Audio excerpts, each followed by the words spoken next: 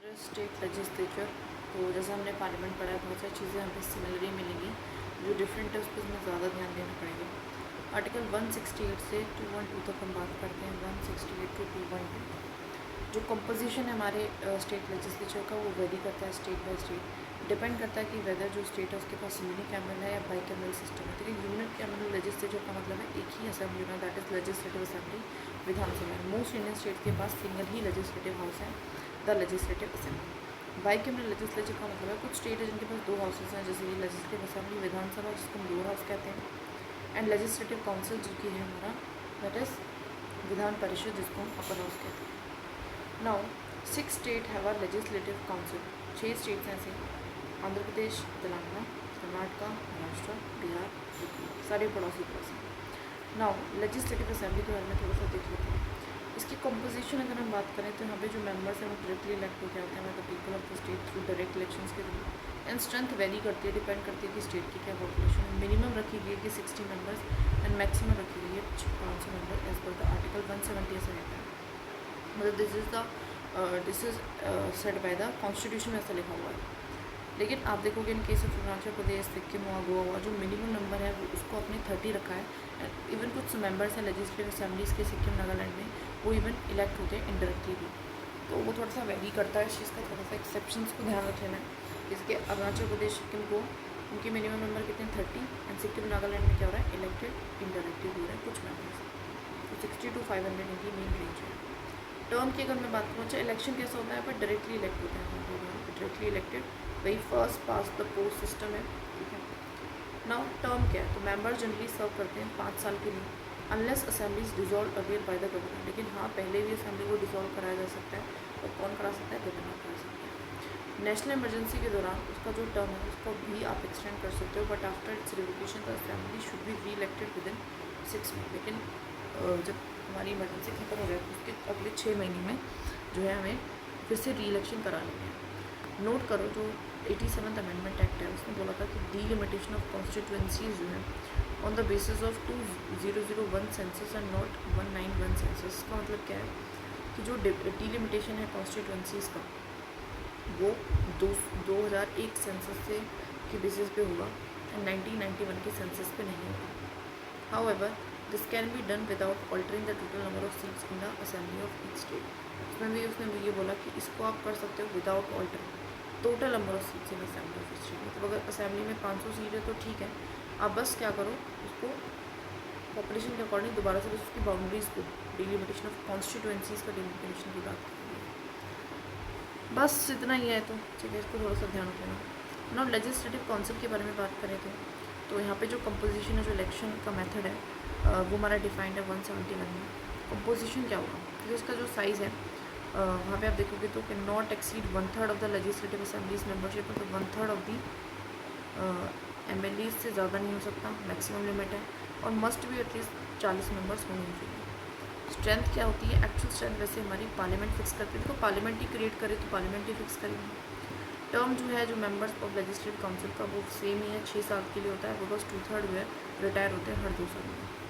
Creation जो है इस काउंसिल का, सॉरी 1/3 का ये shall not be deemed as amendment under article 368। अगर कोई भी जो पार्लियामेंट है वो क्रिएट कर रहा है, फिर अबॉलिश कर रहा है किसी भी constituent that is legislative council को, तो वो किसी अमेंडमेंट नहीं मानी चाहिए।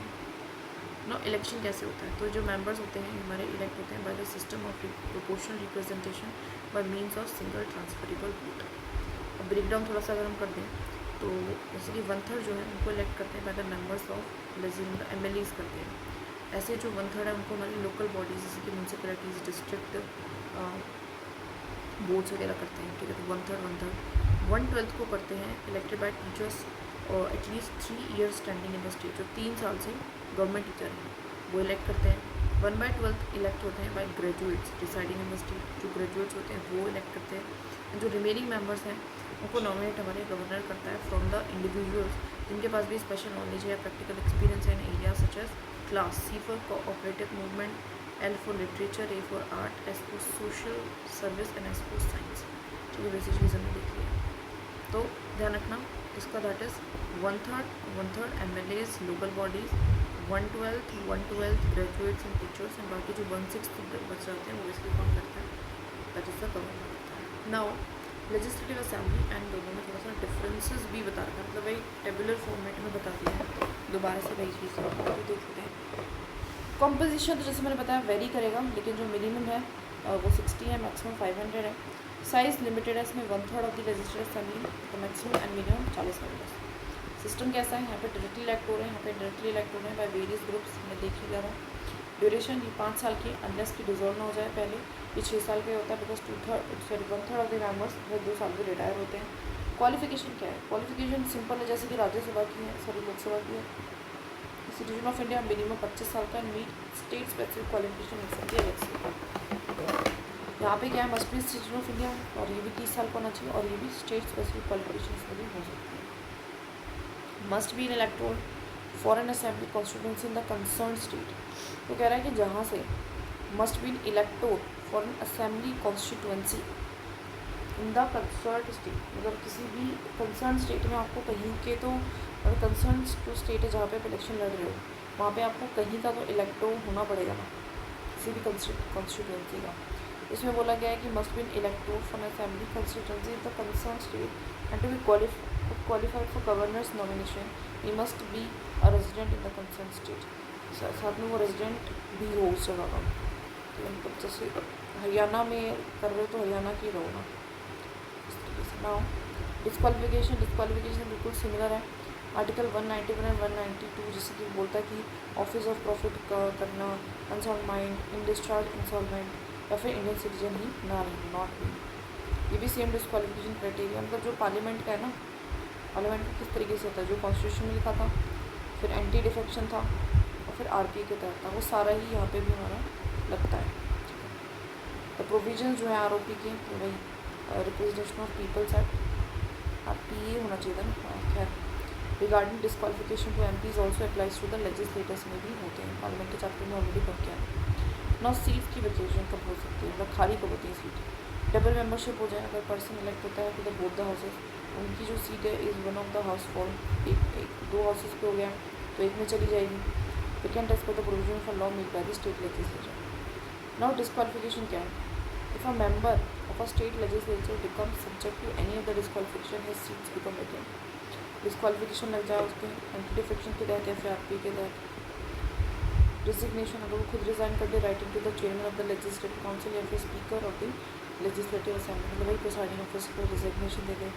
एब्सेंस, अगर जो हाउस है of the state legislature can declare the seat of a member vacant, कब कर सकता है, अगर वो एब्सेंट हो जाए himself from all the meetings for a period of 60 days, consecutive 60 days होता है ये, तो लगातार कि परमिशन मिली, कुछ बताया नहीं, इन्फॉर्म नहीं करा। तो अदर केसेस क्या है, अगर उसका जो इलेक्शन है वो डिक्लेयर हो जाए void by the court, court बोल दे कि इलेक्शन में तो अप्लाई किया था, एक्सपेल्ड बाय द हाउस उसको निकाल दें। Elected as an office of president और ऑफिस ऑफ वाइस प्रेसिडेंट, उसकी तरक्की हो जाए, प्रमोशन होकर किसी और जगह पर चले, किसी और सीट पर appointed as the office of government. ठीक है। Now presiding officers, presiding officers हमारे कौन होते हैं, तो सबसे पहला स्पीकर है जो लेजिस्लेटिव असेंबली में होता है, इसको कौन इलेक्ट करता है, हमारा assembly members, and date of election को डिसाइड कौन करता है, गवर्नर करता है। यहाँ पे थोड़ी सी गलती थी, प्रेसिडेंट नहीं था, गवर्नर है, ठीक है। Vacants if they cease to be a member, seat कब खाली हुई, मेंबर ही ना रहे या फिर रिजाइन कर दे डिप्टी स्पीकर को देके या फिर रिमूव कर दिया जाए। ड्यूटीज़ क्या है, वही मेंटेन करना, ऑर्डर इंटरप्रेट करना, कॉन्स्टिट्यूशन को, रूल्स को डिसाइड करना कि मनी बिल है नहीं है, हैंडल करना डिस्क्वालिफिकेशन केसेस को एंटी डिफेक्शन के तहत। कास्टिंग वोट कर सकते हैं जब टाई आ जाए हमारा। कमिटीज़ को अपॉइंट करता है, कमेटी के चेयरमैन को सुपरवाइज करता है। जो स्पीकर है लेजिस्लेटिव असेंबली का शल विकेट हिजर और office if he or she ceases to be a member, अगर उनको करना ही पड़ेगा ना, सिंपल है, वो एमपी ही नहीं रहा, सॉरी एमएलए ही नहीं रहा, तो वो स्पीकर नहीं बन सकता, क्योंकि एमएलएज में से ही चूज़ करके स्पीकर बनाया जाता है। And he is remove by resolution pass by majority of all the then members by effective majority. और ऐसे रेजोल्यूशन को आपको मूव करना है तो पहले आपको 40 डेज़ का एडवांस नोटिस देना पड़ता है। तो सिमिलर है ऑलमोस्ट, वेकेजन हुआ, ड्यूटीज़ हुई, कास्टिंग वोट, कमेटी हुई, ये सब कुछ सिमिलर है। जस्ट ध्यान रखना कि इसकी जो डेट ऑफ इलेक्शन है उसको गवर्नर तय कराता है, वहाँ पे प्रेसिडेंट बस। डिप्टी स्पीकर वही elected by assembly after the speaker, and date of election कौन डिसाइड करेगा, speaker. Vacate under similar conditions है स्पीकर, ये सेम वेकेशन आएगी। ड्यूटीज़ भी सेम ही है। जब भी स्पीकर एब्सेंट है तो वो सारी जो पावर्स हैं स्पीकर की उसको मिल जाएंगी। पैनल ऑफ चेयरमैन क्या होता है, ये नॉमिनेट स्पीकर करता है to preside in their absence. हमने देखा था ना पार्लियामेंट के उसमें कि मान लीजिए स्पीकर भी नहीं है, मान लीजिए डिप्यूटी स्पीकर भी नहीं, अब कौन प्रिसाइड करेगा, तो कुछ ऐसे मैक्सिमम 10 लोगों को आप चूज़ कर सकते हो जो इनकी एब्सेंस सीट वैकेंट नहीं होनी चाहिए, एब्सेंस में और प्रिसाइड करे, दैट इज जिसको हम पैनल ऑफ चेयरमैन कर देते हैं। नॉमिनेट इसको स्पीकर ही कर रहे हैं। चेयरमैन की बात करूँ, legislative council elected by the council members, ठीक है। Vacant if they cease to be a member, resign to deputy chairman or are remove. तो वैकेंट कैसे हो सकते हैं, या फिर मेंबर ही ना रहे या रिज़ाइन कर दें, वही सेम सिमिलर चीज़ें हैं। ध्यान रखने वाली बात है कि यहाँ का जो चेयरमैन है वो थोड़ा सा डिफरेंट है पार्लियामेंट के चेयरमैन से, बिकॉज वो वीपी था, तो उसका थोड़ा सा इलेक्शन का रिमूवल का तरीका अलग था। चेयरमैन का एज सिमिलर है जैसे कि स्पीकर है हमारी, इसका इलेक्ट होकर लेजिस्लेटिव काउंसिल के मेंबर्स में से वैकेंट कर देगा सीट को, अगर वो सीज टू बी मेंबर ही ना रहे या रिज़ाइन कर दे तो फिर उसको रिमूव कर दिया जाए। ड्यूटीज़ क्या है, सिमिलर टू द स्पीकर हैं but less authority over the money bills. तो स्पीकर के जैसे ही सिमिलर है but less authority over money bill के ऊपर इसकी अथॉरिटी नहीं है। सैलरीज को वही फिक्स करता है लेजिस्लेचर से।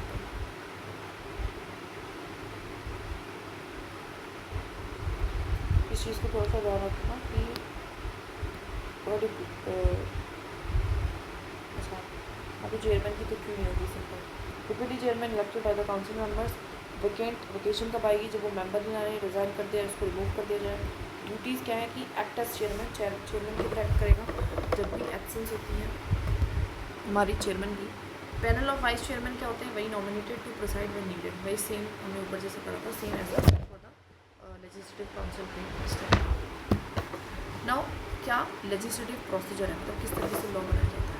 देखिए 3 टाइप के लॉज होते हैं, ऑर्डिनरी बिल्स होते हैं, और बिल्स होते हैं फाइनेंस। ऑर्डिनरी बिल्स होते हैं जो जनरल सब्जेक्ट्स की बात करते हैं, जिसका फाइनेंस से कोई ताल्लुक नहीं होता। मनी बिल हम अभी देख के आएंगे, मनी बिल क्या है ऑलरेडी डिफाइंड है 110 आर्टिकल में, that is your taxation, state fund, public expenditure, इनके बारे में डील करें, और इसको सिर्फ और सिर्फ इंट्रोड्यूस किस में कर सकते हैं, लेजिस्लेटिव असेंबली में। फाइनेंशियल बिल्स की बात करें तो related to the revenue expenditure है but are not classified as money bill, मतलब रेवेन्यू से एक्सपेंडिचर से थोड़ा बहुत रिलेटेड तो है लेकिन पूरी तरीके से नहीं है, तो इसको मनी बिल हम नहीं कह सकते। स्टेजेस क्या है एक ऑर्डिनरी बिल के लिए, सिंपल इंट्रोडक्शन होता है, पहली रीडिंग होती है, the bill is introduce in the legislative assembly, या कहें तो लेजिस्लेटिव काउंसिल में भी हो सकता है, बाइकैमरल स्टेट में। जो स्पीकर या चेयरमैन है वो डिसाइड करता है कि जो बिल है उसको इंट्रोड्यूस किया जाए या नहीं किया जाए। बिल को फिर पढ़ा जाता है, read out, but no discussion, ज़्यादा डिस्कशन नहीं होती है। फिर सेकेंड रीडिंग होती है जिसको हम कंसिडरेशन स्टेज कहते हैं, थोड़ा डिटेल यहाँ पर डिस्कशन हो जाती है, डिटेल स्क्रूटनी हो जाती है। यहाँ पे सेलेक्टेड कमिटीज़ या फिर कहें तो जॉइंट कमिटीज़ को भी रेफ़र किया जाता है बिल्कुल, जिससे कि और ज़्यादा डिटेल्ड एग्जामिनेशन हो सके। जो कमेटी है वो सबमिट करती है अपनी रिपोर्ट को, and the bill is discuss clause by clause, और ज़्यादा डिटेल में इस पर डिस्कशन कर लेते हैं। थर्ड रीडिंग पैसेज, जो फाइनल डिबेट है on the bill takes place in primary on its overall principles पे डिबेट होती है, मेंबर जो है वो वोट करते हैं इस टाइम पे बिल पे। इस पास बाय मेजोरिटी तो फिर वो क्या हो जाता है, ये हमारा प्रोसीड हो जाता है to the other house bicameral अगर vote. Consideration by the other house, अगर लेजिस्लेटिव असेंबली पास करती है बिल्कुल तो वो कहाँ जाएगा, लेजिस्लेटिव काउंसिल में जाएगा, where it follows the same stages, वहाँ पे भी सेम चीज़ होगी, first reading, second reading, third reading. The council क्या है, काउंसिल के पास क्या क्या हमारा ऑप्शन है, तो अप्रूव कर सकता है बिल को विदाउट अमेंडमेंट, तो बिल गवर्नर के पास चलता है। सजेस्ट कर सकता है अमेंडमेंट्स को, जो कि असेंबली चाहे तो एक्सेप्ट करे, रिजेक्ट कर सकता है, मतलब नहीं गलत है, या नॉट टेक एनी एक्शन, दस कीप द बिल पेंडिंग, कोई एक्शन ही ना ले और पेंडिंग। तो if assembly rejects the amendments, अगर असेंबली जो है रिजेक्ट कर दिया अमेंडमेंट्स को सजेस्टेड बाय काउंसिल, और काउंसिल खुद रिजेक्ट कर देता है बिल्कुल, या फिर काउंसिल कोई एक्शन ही नहीं लेता है 3 महीने तक, है ना, मैक्सिमम 3 महीने तक कुछ एक्शन ही नहीं लेता है। इन तीनों केसेस में जो असेंबली है वो may pass the bill again, वो दोबारा से बिल को भेजेंगी, and translate the same to the council, वो दोबारा बिल भेजेगी काउंसिल में।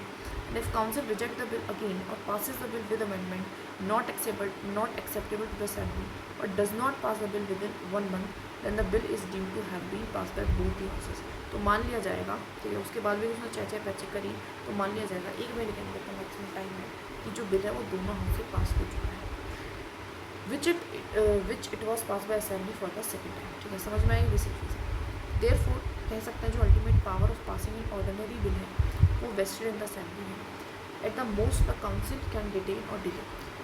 काउंसिल सिर्फ क्या कर सकता है, थोड़ा बहुत डिटेन कर सकता है, उसको अपने पास रख सकता है, थोड़ा बहुत डिले कर सकता है बिल को फॉर अ पीरियड ऑफ कितने के लिए, 4 महीने के लिए मैक्सिमम, 3 मंथ पहले बार में एंड 1 मंथ सेकेंड बार में।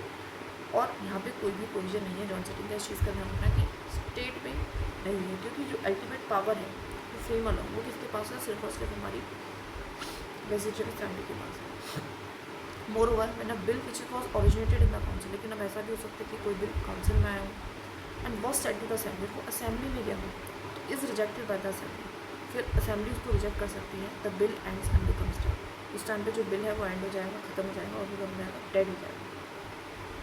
पासिंग अ मनी बिल, अभी ऑर्डिनरी बिल का देखते हैं, थोड़ा मनी बिल का देखते हैं।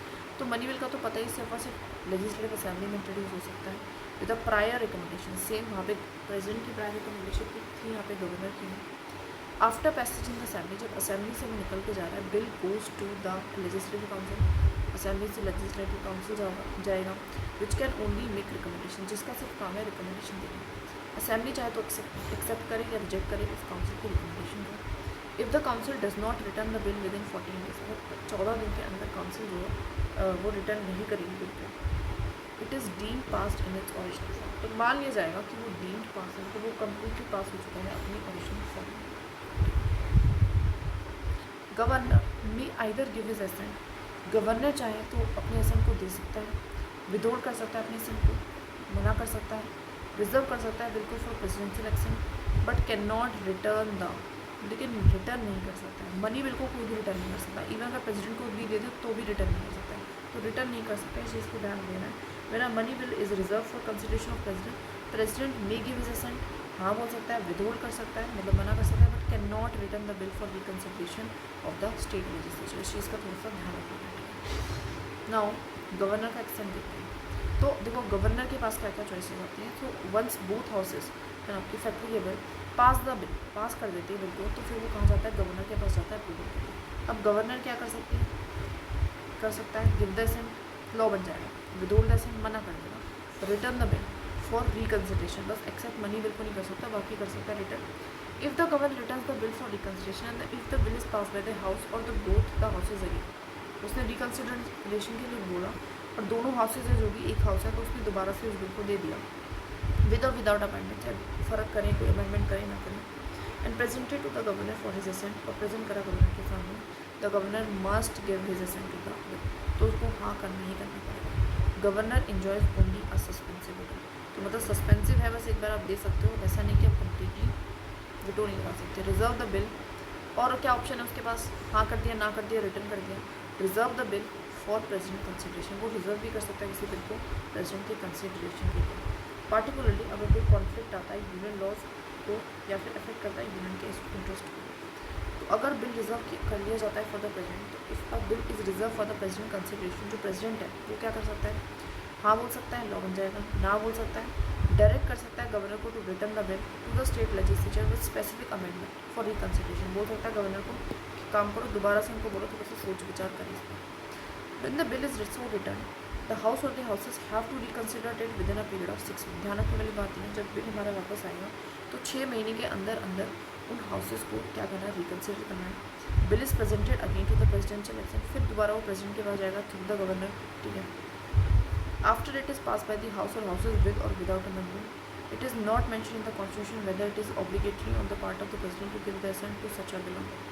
अब ये प्रेसिडेंट के ऊपर है कि वो दोबारा से उसको असेंट दे ना दे, ठीक है, क्योंकि गवर्नर के केस में मैं देखा था कि हाँ उसको असेंट देना पड़ेगा अगर दोबारा आ रहा है। प्रेसिडेंट जो नॉर्मल पार्लियामेंट का बिल आता है तो उसको भी उसको देना ही पड़ता है, लेकिन स्टेट बिल के बारे में ऐसा कुछ भी नहीं होता है। कोई प्रोविजन जॉइंट सेटिंग का है ही नहीं, इस चीज़ को ध्यान रखेंगे।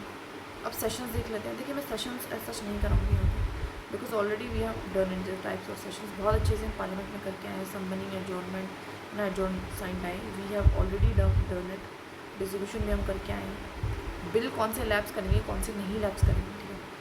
अच्छा चलो थोड़ा ये वाला देख लेते हैं, बिकॉज थोड़ा सा शायद इसमें डिफरेंट है। तो आई थिंक इसमें भी है कि लेजिस्लेटिव असेंबली को अगर टच मिल जाए, है ना, तो वो जो बिल है और गवर्नर का नाम है, तो वो हमारा क्या एक तरीके से जो बिल है ना, द बिल बिकम डेड। देख लेते हैं, bill pending in the assembly lapses, मतलब जो बिल असेंबली में रखा हुआ था भाई हमारा लेजिस्लेटिव असेंबली का टच मिल गया तो लैप्स कर जाएगा। Bill pass by assembly but pending in the council lapse, legislative assembly से निकला लेजिस्लेटिव काउंसिल में चला गया लेकिन इसमें पेंडिंग है, वो भी लैप्स कर जाएगा। Bill pending in the council but not pass by the assembly does not lapse, वही वाली बात है, काउंसिल में पेंडिंग था और अभी असेंबली में आया ही नहीं है तो वो लैप्स नहीं करेगा बिकॉज वो उसका टच ही नहीं वाला असेंबली का। Bill pass by the assembly और पास बाय बोथ द हाउसेस, दोनों ने कराओ या फिर दोनों हाउसेस से कराओ और पेंडिंग है अभी गवर्नर के पास तो वो भी लैप्स नहीं करेगा या फिर प्रेसिडेंट के पास। जैसे मैंने बताया था गवर्नर का टच मिल जाए तो फिर वो लैप्स नहीं करेगा। बिल पास बाय असेंबली और पास बाय बोथ द हाउसेस, दोनों हाउसेस में करा या असेंबली में करा but return by the president for reconsideration of house does not lapse, but वो रिटर्न आया है रिकन्सिडरेशन प्रेसिडेंट के थ्रू तो वो हमारा लैप्स नहीं करेगा। तो प्रेसिडेंट और गवर्नर का टच मिल जाए एज आई सेड तो वो लैप्स नहीं करेगा। अगर सिर्फ और सिर्फ लेजिस्लेटिव असेंबली का टच है तो वो लैप्स कर जाएगा।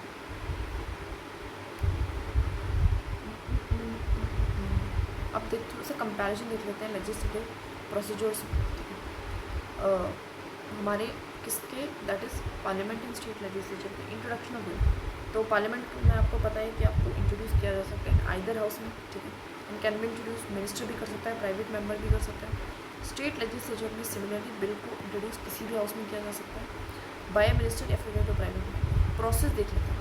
पार्लियामेंट में आपको पता है बिल पास होता है through 3 readings in originating house after which they must be agreed upon bye both the houses either with or without agreement, ठीक है। तो 3 रीडिंग्स होती है, दोनों हाउस जब उसको एक्सेप्ट कर लेते हैं तो इस तरीके से फिर वो आगे बढ़ता है। स्टेट लेजिस्लेचर में देखिए तो सेम प्रोसेस है यहाँ पे भी, यहाँ पे बिल पास होता है through 3 readings and require agreement from both houses, यहाँ पे भी दोनों का ही एग्रीमेंट चाहिए। डेडलॉक रेजोल्यूशन, देखो पार्लियामेंट का आपको पता है डेडलॉक अकर हो जाता है अगर सेकंड हाउस रिजेक्ट कर देता है, फिर अमेंडमेंट को ऐसा प्रपोज कर दे जो कि एक्सेप्टेबल ना हो फर्स्ट हाउस के थ्रू या फिर पास ही ना करे बिल को फॉर 6 मंथ, तो कॉन्स्टिट्यूशन ने प्रोवाइड करा है जॉइंट सिटिंग का mechanism for both the houses जिससे कि रिजॉल्व करा सके इस डेडलॉक को, जो कि हमारा प्रेसिडेंट बुलाता है। बात करूँगा स्टेट लेजिस्लेचर की तो सिमिलर डेडलॉक अकर यहाँ पे भी हो सकता है, ठीक है। हाउएवर ध्यान रखने वाली बात है यहाँ पे कोई प्रोविजन नहीं है जॉइंट सिटिंग का। इंस्टेड जो लेजिस्लेटिव असेंबली है वो पास करती है बिल को दोबारा एक और बार करती है second time and after the rejection by the council the bill is deem passed by the both houses, और फिर उसके बाद उसके पास सिर्फ 1 महीने का टाइम रहता है, हाँ कर दे ना कर दे अमेंडमेंट दे दे कुछ भी कर दे पास ही मान लिया जाएगा। ओवरराइड मैकेनिज्म, तो पार्लियामेंट के पास अगर देखें तो लोकसभा ओवरराइड नहीं कर सकती राज्यसभा को by passing a bill second time, ऐसा कुछ नहीं कर सकती है। जॉइंट सिटिंग को की ज़रूरत पड़ती है to reserve any type of. वहाँ पे जो स्टेट लेजिस्लेचर है स्टेट असेंबली ओवरराइड कर सकती है लेजिस्लेटिव काउंसिल को by passing the bill for the second time, ठीक है, वो कर सकती है ना। इफ़ लेजिस्लेटिव काउंसिल रिजेक्ट कर दे बिल को और fail to pass it within a month, फिर 1 महीने के अंदर वो दोबारा से कुछ पास ही ना कर पाए तो बिल मान लिया जाता है कि पास हो चुका है।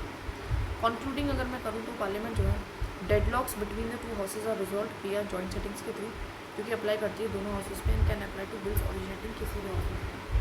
स्टेट लेजिस्लेचर ओवरराइड जो मैकेनिज्म है वो state legislature apply only when a bill originate in the legislative assembly. क्या मतलब वो कह रहे हैं कि लेजिस्लेटिव काउंसिल भी ऐसा कर सकता है? नहीं, ऐसा नहीं कर सकता है, लेजिस्लेटिव असेंबली ही ऐसा कर सकती है, ओवरराइड कर सकती है, राइट। नाउ बाकी जो प्रोसीजर है रिगार्डिंग द मनी बिल वो जस्ट सेम ही है, ठीक है। अब पोजीशन देख लेते हैं थोड़ा सा लेजिस्लेटिव काउंसिल की, ठीक है। तो पोजीशन देख लेते हैं इक्वल कब है असेंबली के साथ, जिससे ऑर्डिनरी बिल है तो उसको इंट्रोड्यूस करने में उसको पास करने में, हाउएवर लेकिन डिसएग्रीमेंट होता है तो will of assembly he prevail करती है। ऑर्डिनेंसेस को अप्रूव करने में, ठीक है, जो कि इशू हमारा गवर्नर करता है। सिलेक्शन ऑफ मिनिस्टर्स को आप कहीं से भी सेलेक्ट कर सकते हो and can be member of either house and then remain accountable to the assembly, but वो रिमेन अकाउंटेबल मतलब जवाबदेही उनका असेंबली के प्रति होती है। रिपोर्ट ऑफ कॉन्स्टिट्यूशन बॉडीज़ क्या है तो उन दोनों को ही कंसिडर कर सकता है, एलसीबी कर सकती है ना, जैसे स्टेट फाइनेंस कमीशन है, पब्लिक सर्विस कमीशन है, कैट की रिपोर्ट है, स्टेट पब्लिक सर्विस कमीशन। तो जो हमारी लेजिस्लेटिव काउंसिल है उसका भी रोल है in expending the jurisdiction of the state public service commission. Equal है मतलब दोनों की बात सुनी जाएगी यहाँ पर। अनइक्वल इन केसेस में तो money bill can only be introduce in the assembly, so first assembly में आ सकता है एंड जो लेजिस्लेटिव काउंसिल है वो उसको ना ही तो अमेंड कर सकती है ना ही उसको रिजेक्ट कर सकती है। It must return them with the recommendation with in 14 days, तो 14 डेज के अंदर उस बिल को वापस करना पड़ता है। पावर ओवर मनी बिल्स क्या है वो कहते हैं जो असेंबली है उसके पास फाइनल से है on accepting and rejecting the legislative councils की रिकमेंडेशन, ठीक है। मतलब असेंबली के पास इच्छा है, चाहे तो एक्सेप्ट करेगी चाहे तो रिजेक्ट करेगी। Final decision on money bill, final decision कौन लेता है कि कोई बिल मनी बिल है नहीं, दैट इज स्पीकर लेता है असेंबली का, उसके पास फाइनल अथॉरिटी है। ऑर्डिनरी बिल, जब भी जो लेजिस्लेटिव काउंसिल है वो वो सिर्फ डिले कर सकती है ऑर्डिनरी बिल को up to the maximum 4 month, पहली बार में 3 महीने का और दूसरी बार में 1 महीना। It can not block it entirely, पूरी तरीके से रिजेक्ट नहीं कर सकती है। तो फाइनल डिसीजन फिर भी किसके साथ लाई कर रहा है, दैट इज असेंबली के साथ। बजट में अगर आप देखोगे तो एलसी डिस्कस कर सकते हैं सिर्फ बजट को, बट वोट नहीं कर सकती on the demand for grants which is the assembly का सिर्फ और सिर्फ राइट है। No confidence motion, LC can not remove the council of ministers via no confidence motion की हेल्प से, एज मिनिस्टर्स जो है वो only accountable to the assembly होते हैं। Rejection of bills, if an ordinary bill originating in the legislative council is rejected by the assembly the bill is considered dead. वो कह रहा है कि इफ एन ऑर्डिनरी बिल, कोई ordinary आराम सी bill है वो ओरिजिनेट हुआ है लेजिस्लेटिव काउंसिल में, इज रिजेक्टेड, उसको रिजेक्ट कर दिया गया जाए bye the assembly, the bill is considered dead, तो माने जाता है जो बिल है वो हमारा डेड हो चुका है। Presidential elections, LC does not participate in the election of the president और राज्यसभा की रिप्रेजेंटेशन में भी इनका कोई खास हाथ नहीं होता है, तो राज्यसभा की रिप्रेजेंटेशन में भी नहीं, इस चीज़ को थोड़ा ध्यान रखना। एमएलएज ही आते हैं राज्यसभा में। कॉन्स्टिट्यूशन अमेंडमेंट्स, एलसी के पास कोई सिग्निफिकेंट रोल नहीं है ratification of constitution amendment with assemblies decision prevail, मतलब जो होता है ना स्टेट की रेटिफिकेशन वाला, half of the state ratification federal features में अमेंडमेंट करनी होती है, तो हमारे यहाँ पे क्या होता है दैट इज़ कॉन्स्टिट्यूशन अमेंडमेंट्स जो है उसमें एलसी का कोई रोल नहीं है, सिर्फ और सिर्फ लेजिस्लेटिव काउंसिल का। अबॉलिशन ऑफ लेजिस्लेटिव काउंसिल, तो जो काउंसिल है उसको आप अबॉलिश कर सकते हैं अगर असेंबली रिकमेंड कर दे तो बनवाती भी असेंबली और अबॉलिश भी असेंबली कर सकती है बेसिकली। पार्लियामेंट्री प्रिविलेजेस सेम ही है जैसे हम पढ़ के आए हैं, तो हम यहाँ पे नहीं पढ़ेंगे, ठीक है। ध्यान रखने वाली बात यह है कॉन्स्टिट्यूशन एक्सटेंड करेंगे सारे privileges of state legislature to those person जो कि entitled to speak and take part in the proceedings है, उन सबको है जो पार्ट ले सकते हैं एंड स्पीक कर सकते हैं, ठीक है, जिसमें हमारे एडवोकेट जनरल भी आते हैं और वहाँ पे अटर्नी जनरल भी आते हैं, इस चीज़ का बस ध्यान रखें, ठीक है। वहीं पे एक और चीज़ क्लैरिफाई कर देनी चाहिए, जो प्रिविलेजेस हैं वो हमारे एक्सटेंड नहीं करेंगे गवर्नर को, ठीक है, गवर्नर को नहीं कर रहे हैं, प्रेसिडेंट को नहीं कर रहे थे, तो वो तो हर पार्ट लेंगे ही, लेकिन जो अटर्नी जनरल है एंड जो एडवोकेट जनरल है उनको हमारे कर रहे हैं, ठीक है, that is it. So we have done this whole chapter in a holistic manner, ठीक है, कर लिया बहुत अच्छे से।